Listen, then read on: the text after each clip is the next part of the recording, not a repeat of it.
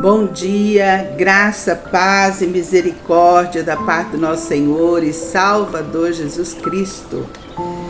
Nesse canal Farol da Fé, que tem propósito de ativar a sua fé, seja muito bem-vindo. Aproveita para ser parceiro nosso nessa missão de levar o Evangelho de Jesus Cristo até aos confins da terra. Então, meu querido, minha querida, inscreva-se no canal, deixe o seu like, compartilhe com a pessoa que você gostaria de abençoar com a palavra de Deus. Deixe aí o seu comentário, né? Seu pedido de oração, que nós estaremos orando, tá? No canal Farol da Fé, a gente tem o projeto Leia a Bíblia Conosco, Leia a Bíblia Comigo. E nós estamos lendo o 5º livro da Bíblia Sagrada, Deuteronômio, e hoje o capítulo 17 de Deuteronômios. Então vamos fazer a leitura do capítulo. Diz o texto sagrado: não sacrificarás ao Senhor teu Deus novilho ou ovelha em que haja imperfeição ou algum defeito grave, pois é abominação ao Senhor teu Deus. Quando no meio de ti, em alguma das tuas cidades que te dá o Senhor teu Deus, se achar algum homem ou mulher que proceda mal aos olhos do Senhor teu Deus, transgredindo a sua aliança, que vá e sirva a outros deuses e os adore, ou ao sol, ou à lua, ou a todo o exército do céu, o que eu não ordenei, e te seja denunciado e o ouvires, então indagarás bem.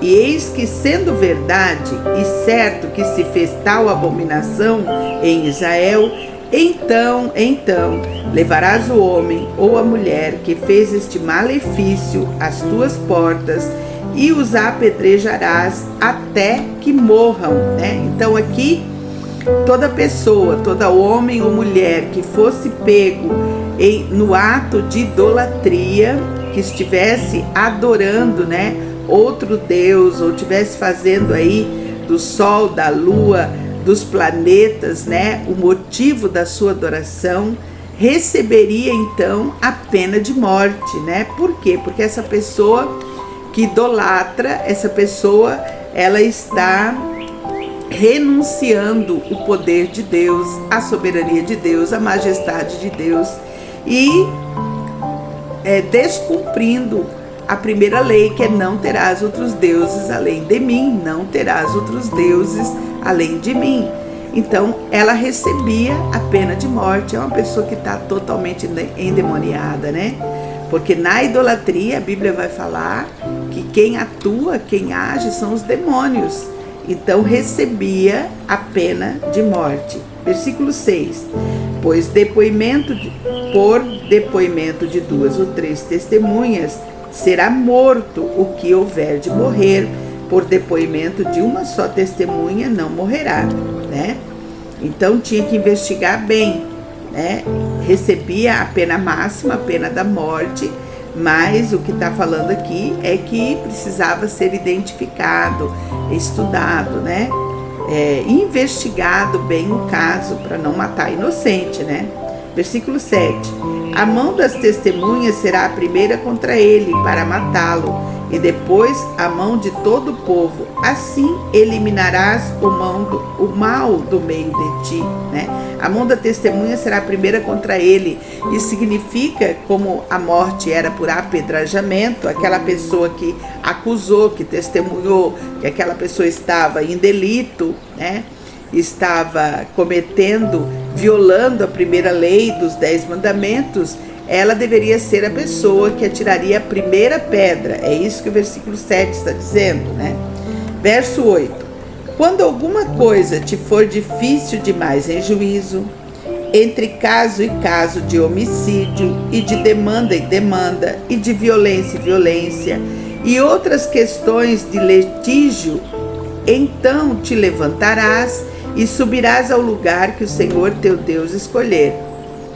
Todo o povo tinha os juízes, né, de número em número, de 100 em 100, né, tinha os juízes que julgavam as causas. E quando fosse difícil demais, o versículo está dizendo que eles deveriam ir aos sacerdotes para buscar de Deus a direção de como fariam para julgar aquilo ali. Versículo 9. Virás aos levitas, sacerdotes e ao juiz que houver naqueles dias, inquirirás e te anunciarão a sentença do juízo, e farás segundo o mandato da palavra que te anunciarem do lugar que o Senhor escolher, e terás cuidado de fazer consoante tudo o que te ensinarem, né? Lugar que o Senhor escolher significa o lugar do templo, tá? Segundo o mandato da lei que te ensinarem, de acordo com o juízo que te disserem, farás da sentença que te anunciarem, não te desviarás nem para a direita, nem para a esquerda. O homem, pois, que se houver soberbamente, não dando ouvidos ao sacerdote, que está ali para servir ao Senhor teu Deus, nem ao juiz, esse morrerá, e eliminarás o mal de Israel, para que todo o povo ouça, tema e jamais se ensoberbeça. Então, a palavra aqui está dizendo, né, que quando tinha o juízo, né, o julgamento, a sentença deveria ser cumprida à risca, não era para desviar nem para a direita nem para a esquerda, de forma alguma, né? Tinha que cumprir, né? Caso não cumprisse, né, estaria já com a sentença de morte sobre si, tá? Versículo 14. Quando entrares na terra que te dá o Senhor teu Deus e a possuíres, e nela habitares, e disseres, estabelecerei sobre mim um rei, com todas as nações que se acham em redor de mim. Aqui eu tenho que te falar algo, né? Lá em Samuel, nós vimos quando o povo pediu o rei para Samuel, Samuel ficou triste porque eles não queriam mais ser governado na teocracia pelo próprio Deus. Mas Deus aqui, lá em Moisés, Deus já sabia, Deus é onisciente, Ele sabe o que está dentro do coração humano, né?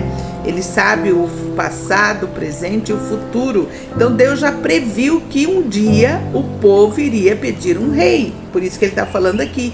Quando se estabelecer sobre mim na terra que te dá o Senhor teu Deus, e a possuíres e nela habitares, e disseres, estabelecerei sobre mim um rei, como todas as nações que se acham ao redor de mim. Aqui ele já regimenta essa questão de ter um rei. Olha o versículo 15. Estabelecerás com efeito sobre ti como rei aquele que o Senhor Deus escolher. Homem estranho que não seja dentre os teus irmãos, não estabelecerás sobre ti, e sim um dentre deles. Então, ele já regimenta. Tinha que ser do povo de Israel e tinha que ser escolhido pelo próprio Deus. Segundo, verso 16. Porém, este quem? O rei escolhido, não multiplicará para si cavalos, tá? Nem fará voltar o povo ao Egito para multiplicar cavalos, pois o Senhor vos disse, nunca mais voltareis por este caminho, né? E a gente vê aqui na história de Salomão, o rei Salomão, ele iniciou bem o reinado dele, pedindo para Deus sabedoria. Deus deu sabedoria para ele, né? Mas Salomão, ele violou este regimento que Deus havia dado, porque ele negociava com cavalos. Lá em 1 Reis, capítulo 10, versículo 26, você vai encontrar isso, né? Ele negociava com cavalos, e não só isso, ele teve 700 mulheres.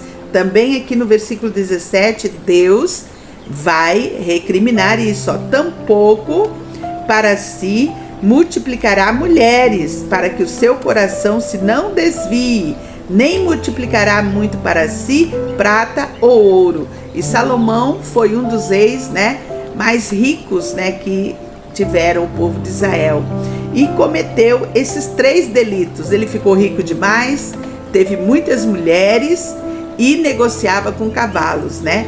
Desobedecendo esse regimento que Deus havia colocado quando tivesse um rei. Por isso, a gente vai ver a derrocada de Salomão, né?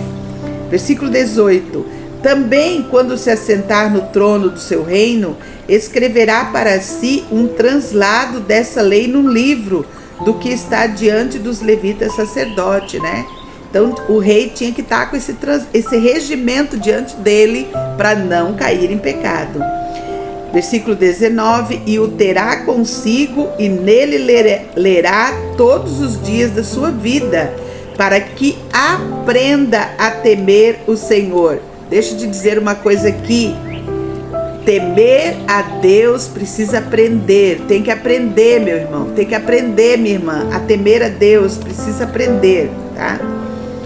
E o terá consigo, e nele lerá todos os dias da sua vida, para que aprenda a temer o Senhor, seu Deus, a fim de guardar todas as palavras dessa lei e estes estatutos para os cumprir.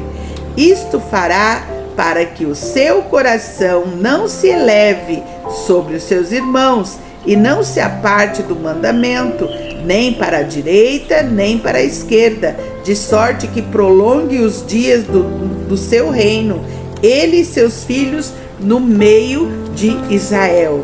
Então está diante de nós, capítulo 17, né? Que fala, né? Temos algumas coisas a aprender aqui. Fala que nós devemos nos abster de proceder mal aos olhos do Senhor, né?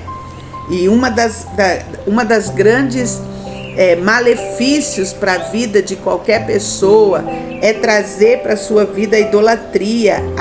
A idolatria é mal aos olhos do Senhor, né? Lá tinha a pena de morte, era prática para quem cometia esse pecado da idolatria, porque uma pessoa que idolatra, ela está influenciada, está dominada por Satanás e seus demônios, ela está endemoniada, então ela recebia a pena de morte, né? Porque não tinha Jesus, não tinha o sangue de Cristo que liberta, né?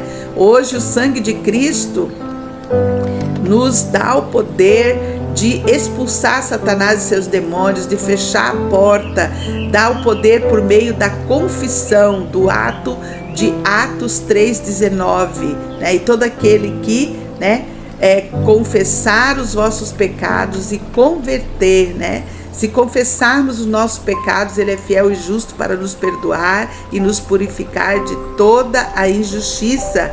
Então hoje nós temos isso em Cristo Jesus, lá não tinha. Então a pessoa era morta, tinha pena de morte, né? E aqui nesse capítulo também nós temos o ensino de que quem está dentro da autoridade, quem tem autoridade, quem lidera, né? Todo aquele que lidera está o quê? Está sujeito a tentações. Foi o que aconteceu com Salomão, né? Deus regimentou, deu a ordem, deu a lei, mas Salomão não cumpriu. E Salomão violou as 3 regras do regimento do reinado, né? E aí teve a derrocada dele, né? Então, olha só, por isso, quem está liderando está sujeito a tentações, né? Por isso, o capítulo vai terminar aqui no versículo 19 e 20, né? Com a orientação. Quem lidera precisa ter a lei diante de si, precisa estar fixo na palavra de Deus. E é na palavra de Deus que nós, que estamos liderando qualquer coisa que você lidera, né? Eu lidero aqui a Rede Almar, né? Sou pastora e estou liderando aqui o projeto social da Rede Almar, né? Tenho ali as pessoas que nos ajudam no projeto, são 17 funcionários que nos ajudam no projeto a cuidar de 130 crianças. E o que o recado de Deus é para nós hoje, né?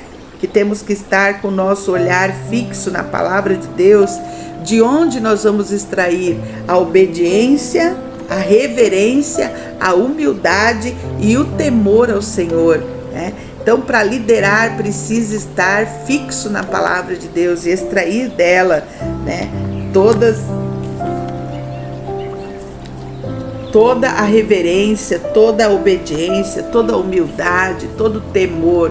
Então liderar é temer ao Senhor de todo o coração, né? Porque não é fácil, é uma tarefa difícil.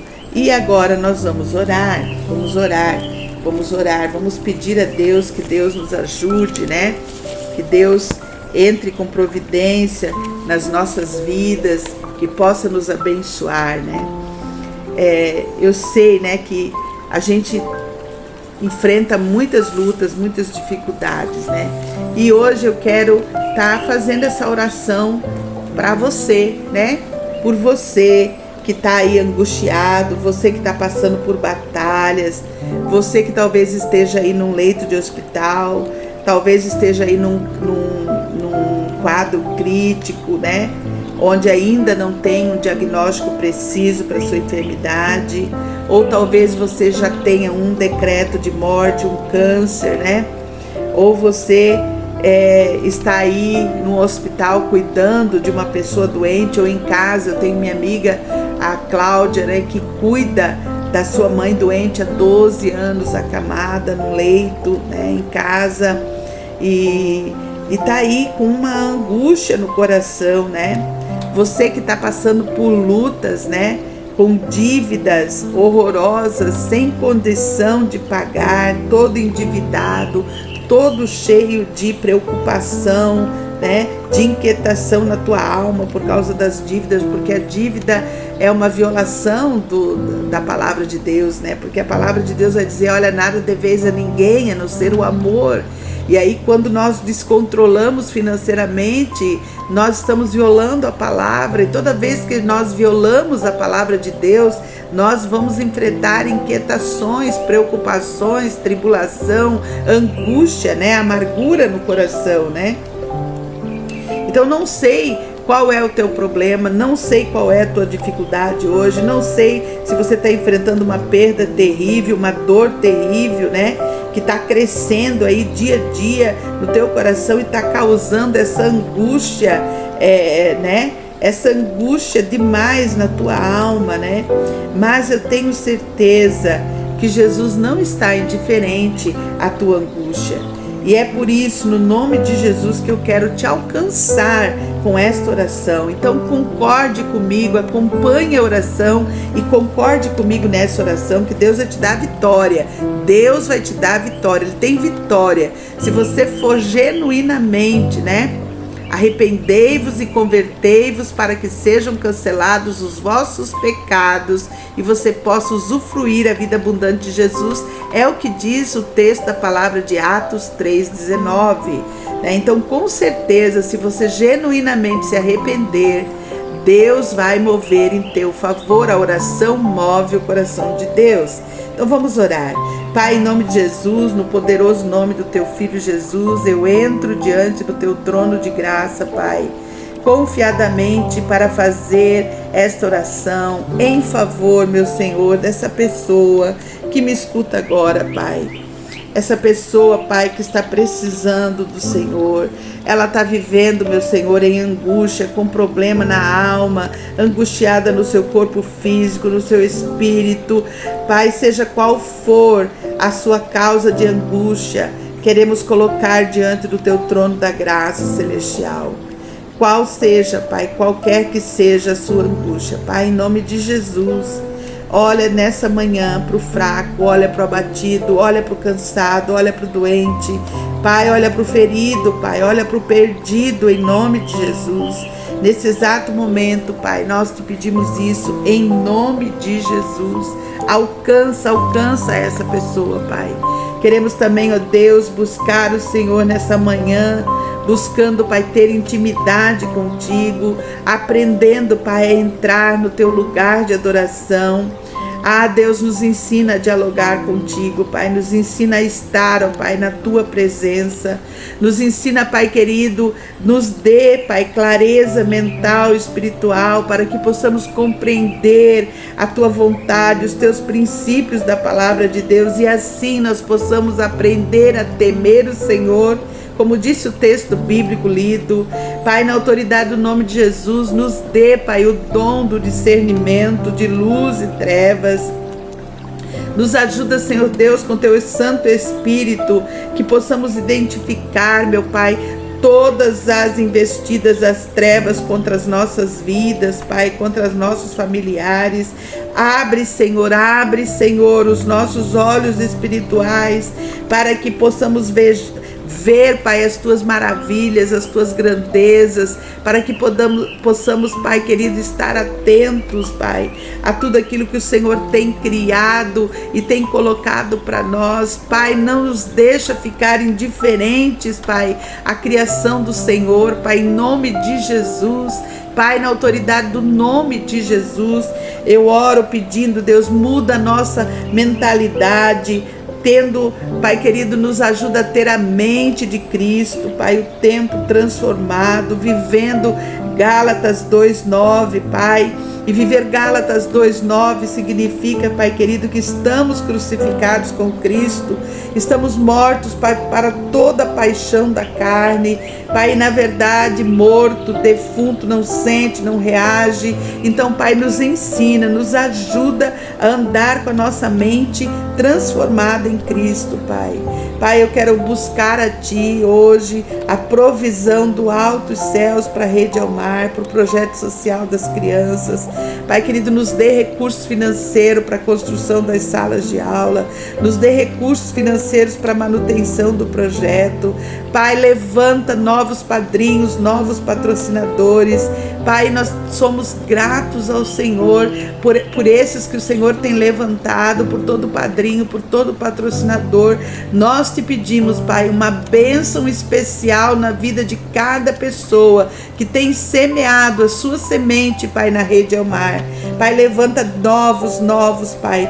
Nós te pedimos o recurso, a provisão que vem do alto dos céus, porque nós cremos, nós sabemos que Tu és o Deus de amor, o dono do ouro e da prata. Tu és Jeová Jireh, o Deus da providência, e por isso estamos diante do Senhor, ó Pai. Nos ajuda, Deus, a viver, ó Pai, uma vida que agrade o Senhor, que aos Teus olhos, Pai, seja uma vida abençoada na Tua presença, Pai. Eu oro, Deus, pelas crianças hoje. As crianças estão nas suas casas, sendo cuidadas pelos seus pais, seus responsáveis. Deus, que elas não estejam em lares violentos, Pai, que elas não estejam em lares abusivos. Protege aquelas crianças, Pai, nós te pedimos por elas, te pedimos pelas famílias, que não haja falta do pão, Pai, nessas casas, que elas tenham, Pai querido, mantimento para o dia de hoje, para o dia de amanhã. Pai, em nome de Jesus, eu oro pela equipe que está em casa descansando. Eu oro, Pai, para que eles tenham, Pai, um descanso, um renovo das forças. Todos os professores, assistente social, a psicóloga, Pai querido, toda a equipe de cozinha, toda a equipe que trabalha na Rede Almar, eu apresento ao Teu altar, pedindo o renovo das forças, Pai, a alegria do Senhor no coração deles, para estar cumprindo essa missão. Pai, eu oro pela vida do meu pai, eu peço a Ti pela vida do meu pai, Deus, que não seja preciso, meu pai, cair num leito de hospital. Eu oro a Ti, ó Deus, agradecendo pela vida do meu esposo, Pai, onde o câncer entrou em remissão. Muito obrigada por essa grande vitória. Nós louvamos o Teu nome, exaltamos o Teu nome, Deus, porque temos pedido ao Senhor e o Senhor tem atendido o nosso coração. Obrigada, Pai, por essa bênção tão grande. Pai, eu continuo em oração pela minha sobrinha Carla Fabiana, na luta dela contra o câncer, a vida do Júnior, Pai, a vida do Roberto, a vida da tia Glória, que estão lutando contra o câncer. Pai, decreta vida sobre o corpo deles, Pai, em nome de Jesus. Eu oro pelos meus amigos queridos, os amigos de longe, os amigos de perto, o Reginaldo, a Angelita. Pai querido, eu oro pelo Bruno, pela Marluce, Pai. Eu oro pela Edith, pelo Zé. Eu oro pelos Teus filhos, Pai, que têm entendido o que Deus tem para a vida deles, Pai.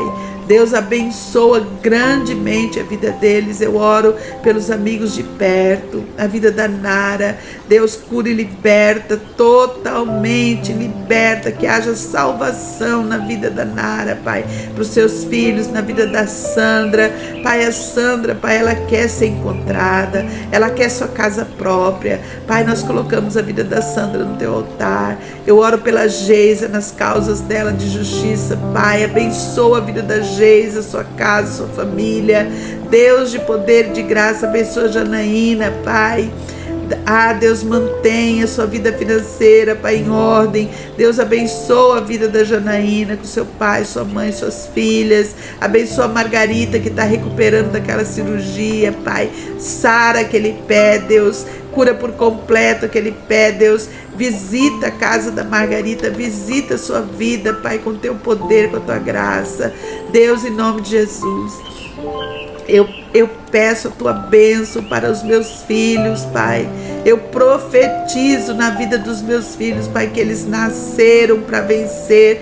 Tudo que eles colocarem na mão, Pai, vai prosperar, porque eles são lavados, remidos no sangue do Cordeiro. De igual modo, eu oro pelos meus genros, Pai, o Enésio, o Daniel, a minha nora Janine, Pai, os meus netos, Pai, todos os meus netos. Eu oro por eles, Pai, por toda a minha parentela, meus irmãos Simeão, Samira e Álvaro, suas famílias, os meus sobrinhos. Abençoa eles no dia de hoje.